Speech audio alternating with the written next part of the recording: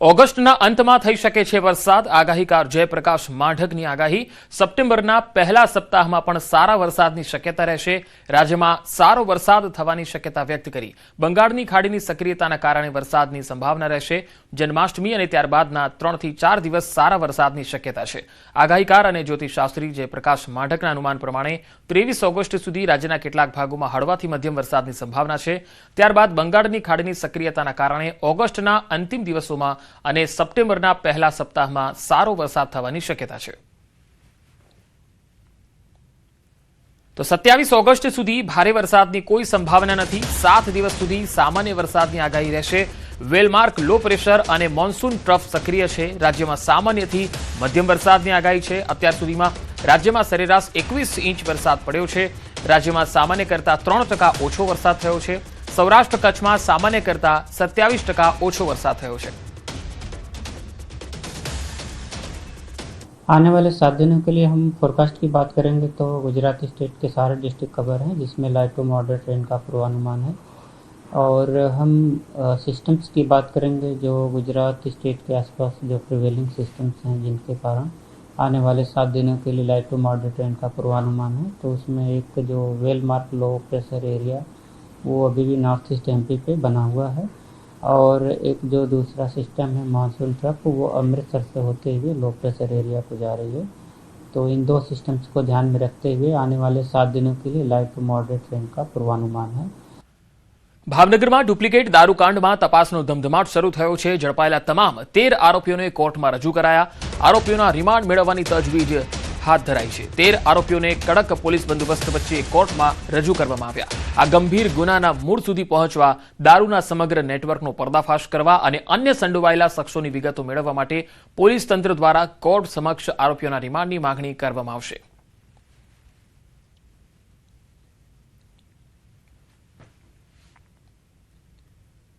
તો બેંકની વાર્ષિક સભામાં 26 લાખના હિસાબ મુદ્દે બબાલ મચી ગઈ। સંતોષકારક જવાબ ન મળતા સભાસદો વચ્ચે છૂટા હાથની મારામારી થઈ। સુરતના માંગરોળ તાલુકાના કોસંબાની the Kosamba mercantile cooperative bank લિમિટેડની 49મી વાર્ષિક સાધારણ સભા હંગામેદાર રહી। બેઠક ભારે હોબાળા અને હિંસક મારામારીમાં ફેરવાઈ ગઈ હતી। 5 વર્ષની ટર્મની આ અંતિમ સભામાં વિરોધ પક્ષના સભાસદો દ્વારા બેંક વહીવટ અને છેલ્લા 5 વર્ષ દરમિયાન થયેલી 26 લાખની રોકડ વધઘટ અને હિસાબી ગડબડ અંગે પૂછતા બંને જૂથો સામસામે આવી ગયા। तीखा सवालों सत्ताधारी पक्ष तरफथी योग्य जवाब न मळता बबाल थई, जेना पगले पीढ़ अग्रणीओए वच्चे पड़ी युवकोने छूटा पाड़ी मामलो थाळे पाड्यो अने सभा पूर्ण जाहेर करवी पड़ी। तापीना छेवाड़ाना तालुकाना नारणपुर गामे जीआईडीसी प्रोजेक्टनो स्थानिको द्वारा विरोध करवामां आवी रह्यो छे। नारणपुर गाम सहित आसपासना 8 जेटला गामना लोको जीआईडीसी प्रोजेक्टनी मंजूरी रद्द करवानी मांग साथे व्यारा खाते तापी जिल्ला कलेक्टरने आवेदनपत्र आपवा पहोंच्या। जे दरमियान 8 गामना लोकोए व्यारामां रेली योजी जिल्ला सेवा सदन कचेरीए धरણા प्रदर्शन कर्युं અને સાથે જ સૂત્રોચ્ચાર સાથે जीआईडीसी प्रोजेक्टने रद्द करवानी प्रबळ मांग करी। अगाऊ पण उकाई डेमना निर्माण समये स्थानिको असरग्रस्त थई चूक्या छे અને आदिवासी लोकोए पोतानी महामूली जमीन गुमावी दीधी हती। हवे जीआईडीसी प्रोजेक्टने लईने स्थानिकोमां रोष छे। तंत्र द्वारा आ बाबते कोई ચોક્કસ निर्णय लेवामां न आवे तो आगामी दिवसोमां आंदोलननी चीमकी पण आपी छे। जीआईडीसी ए रोगोनुं धाम छे, ए अमारा भविष्य साथे चेड़ा छे, आवनार पेढ़ीने अंधकारमां लई जनार एकम छे અને અમે એનો એટલા માટે સખત વિરોધ કરીએ છીએ કે જે જગ્યામાં એ જીઆઈડીસી આવેલી છે એ જગ્યામાં જ 3 શૈક્ષણિક સંકુલો આવેલા છે, તો વિદ્યાર્થીના શિક્ષણમાં ઘણો મોટી અસર થવા રહેલી છે।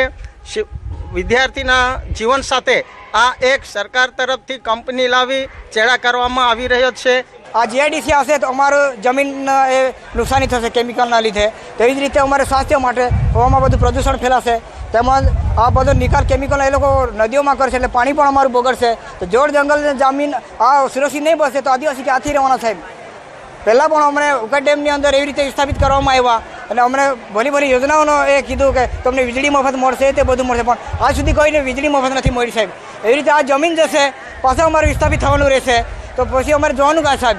અમારું જે ભવિષ્ય છે જો બીજા એરિયાના બીજી વિસ્તારથી જો આવીને સીઆઈડી બાંધવા માટે તેઓ અધિકાર ચલાવતા હોય તો અમે નહીં ચલાવવા દઈએ, કારણ કે એ અમારી જમીન છે, અમારો હક છે અને અમે એ પ્રાકૃતિક જે સૌંદર્ય છે એને અમે નુકસાન શા માટે પહોંચાડવા દઈએ કે અમને એક સારું જીવન મળ્યું છે, કે અમારું જે જમીન છે, અમારું નારણપુર ગામ એવું કહેવામાં આવશે કે એ સ્વર્ગ જેવું છે અને એ અમને એ જમીનને અમે નુકસાન પહોંચાડવા અમે માગતા નથી. મહીસાગર જિલ્લામાં ઓબીસી હોવા છતાં એસટીના ખોટા જાતિ પ્રમાણપત્ર મેળવી અનામતનો લાભ લેવાના આરોપો સામે કાર્યવાહીની માંગ ઉઠી છે. અરજદારોનો આરોપ છે કે કેટલાક લોકોને બે અલગ અલગ જાતિના પ્રમાણપત્રો આપવામાં આવ્યા. સાંઢપડિયા ગામના સરપંચ સામે આક્ષેપ કરવામાં આવ્યા. આ મામલે ખોટું પ્રમાણપત્ર આપનાર અધિકારી અને મેળવનાર વ્યક્તિ સામે પોલીસ ફરિયાદ કરવાની માંગ કરાઈ છે. 5 વર્ષ બાદ પણ અરજદારોને ન્યાય માટે અધિકારીઓની કચેરીના ધક્કા ખાવા પડી રહ્યાનો પણ આક્ષેપ છે. ગોધરા અને સંતરામપુર તાલુકા કક્ષાના અધિકારીઓ એકબીજા તરફ જવાબદારી ખસેડતા હોવાનો પણ આરોપ છે.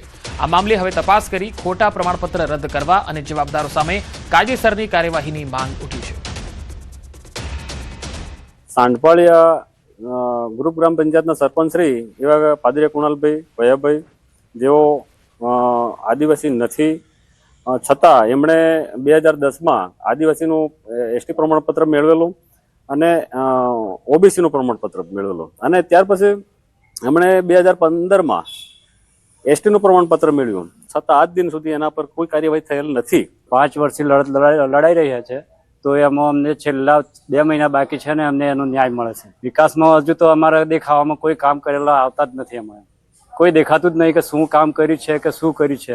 વિશ્લેષણ સમિતિએ લખેલું છે કે કાયદેસરની ફોજદારી ગુનો દાખલ કરવો, પણ ગુનો દાખલ કરવા માટે કોઈ સાહેબ તૈયાર નથી અત્યારે. પાદરિયા કુણાલભાઈ દ્વારા 26/2/2014 થી ટીડીઓ સંતરામપુર સમક્ષ તાલુકા પંચાયત સંતરામપુર ખાતે જે તે ડોક્યુમેન્ટ રજૂ કરીને જે આ જાતિ પ્રમાણપત્ર મેળવવામાં આવેલ હતું, એટલે જે પણ આ બાબતે જાતિના પ્રમાણપત્ર બાબતે જે પણ ગેરરીતિ અથવા તો જે છેતરપિંડી થઈ છે એ ટીડીઓ સંતરામપુર સાથે થઈ છે જે તે તત્કાલીન સમયે, અને આ તાલુકો 24/9/25 થી જ અમલમાં આવ્યો છે. એટલે અમે આ બાબતે વિભાગીય વિશ્લેષણ સમિતિ અને માનનીય જિલ્લા વિકાસ અધિકારી સાહેબશ્રીને આ બાબતે રિપોર્ટિંગ કરેલ છે.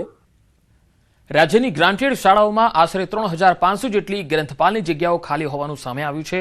વર્ષ 2007 બાદ ગ્રંથપાલની ભરતી નહીં થતા અનેક શાળાઓના ગ્રંથાલયો ખાલી સ્થિતિમાં આવી ગયા છે. નિયમ મુજબ 2 વર્ગ 100 વિદ્યાર્થીઓ અને 3000 પુસ્તકો ધરાવતી શાળામાં ગ્રંથપાલની જોગવાઈ હોવા છતાં તેનો અમલ થતો નથી. પરિણામે વિદ્યાર્થીઓને સંશોધન અને અભ્યાસ માટે જરૂરી પુસ્તકોની માહિતી આપનાર કોઈ ગ્રંથપાલ ન હોવાથી શાળાઓના ગ્રંથાલયો અસરકારક રીતે ઉપયોગમાં લઈ શકાતા નથી. ગ્રંથપાલની તમામ ખાલી જગ્યાઓ પર વહેલી તકે ભરતી કરવામાં આવે તેવી માંગ ઉમેદવારો અને શાળા સંચાલકો દ્વારા સરકાર સમક્ષ કરાઈ છે. આજે છેલ્લા 30 વર્ષથી અમારી ગ્રાન્ટેડ કે સરકારી શાળામાં ગ્રંથપાલ છે જ નહીં અને અંદાજે 3982 જગ્યાઓ અમારા ત્યાં ખાલી છે. અને જે એનો મુખ્ય ઉદ્દેશ હતો કે વિદ્યાર્થીઓ સ્વ અધ્યયન કરે એના બદલે હવે ગાઈડો અને જે કંઈ 1 hour સ્ટડી અને રેડી ટુ ઇટ એવી બાબત છે એ ચાલી રહ્યું છે. એ ખૂબ દુઃખની બાબત છે. સાગબારા જંગલ જમીન ખેડાણના ધરણાનો 13મો દિવસ છે. 13 દિવસથી આદિવાસીઓના ધરણા હજુ પણ જારી છે. ભૂખ હડતાળથી ભાજપ આગેવાન લીલાબેન વસાવાની તબિયત લથડી. કોંગ્રેસ નેતા સંદીપ માંગરોલા આદિવાસીઓના સમર્થનમાં પહોંચ્યા. ગાંધીનગરમાં પીસીસીએફ અને એસીએફ સાથે હક્કો મુદ્દે રજૂઆત કરી. આદિવાસીઓને વહેલી તકે જંગલ જમીન ખેડાણના હક આપવાની માંગ કરી છે. ઉમરપાડા સાગબારાના 608 જંગલ જમીનના દાવાઓ પેન્ડિંગ છે. આજે 24 ખેડૂતોને જંગલ જમીન ખેડાણની સનદ અપાઈ. આ સનદ છતાં વન વિભાગ ખેડાણ કરવા ન દેતા હોવાનો આરોપ છે.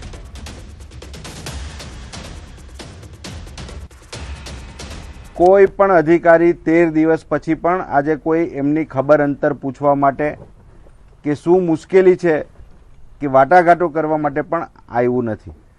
અહીંયા જે ગામના સૌ આગેવાનો છે, ખેડૂતો છે, એમની સાથે ચર્ચા કરી અને 608 દાવાઓ જે છે